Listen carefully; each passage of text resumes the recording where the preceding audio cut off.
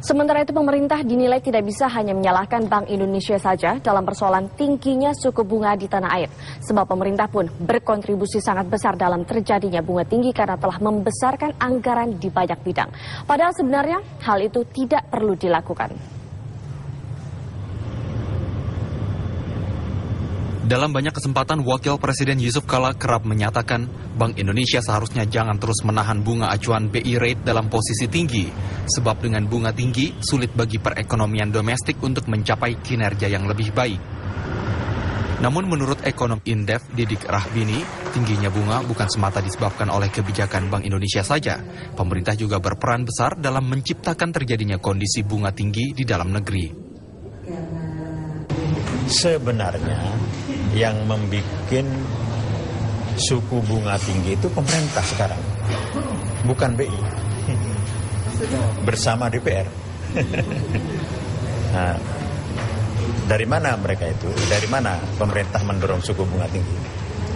Yaitu dari kelakuan pemerintah dan DPR membesar-besarkan anggaran yang tidak perlu dan keborosan yang terjadi di birokrasi di tingkat nasional dan tingkat daerah. Dengan boros seperti ini, maka defisit anggaran itu digenjot sedemikian rupa sehingga jumlahnya besar dan tidak perlu di atas 2%. Itu enggak tiap tahun itu enggak banyak defisit dalam implementasi. Nah, karena defisit, maka kita harus keluarkan surat utang. Surat utang yang banyak ini kalau dijual dengan bunga rendah itu enggak laku. Jadi pemerintah harus genjot surat utang bunganya itu tinggi.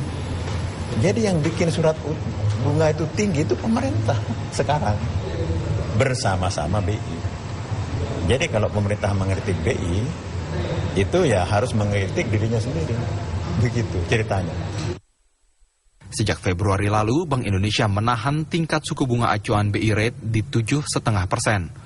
Keputusan mempertahankan BI rate diambil berdasarkan sejumlah perhitungan, termasuk perkembangan ekonomi dunia dan potensi kenaikan bunga Bank Sentral Amerika Serikat, The Fed Fund Rate. Dari Jakarta, Wahyu Jaju, TV One mengabarkan.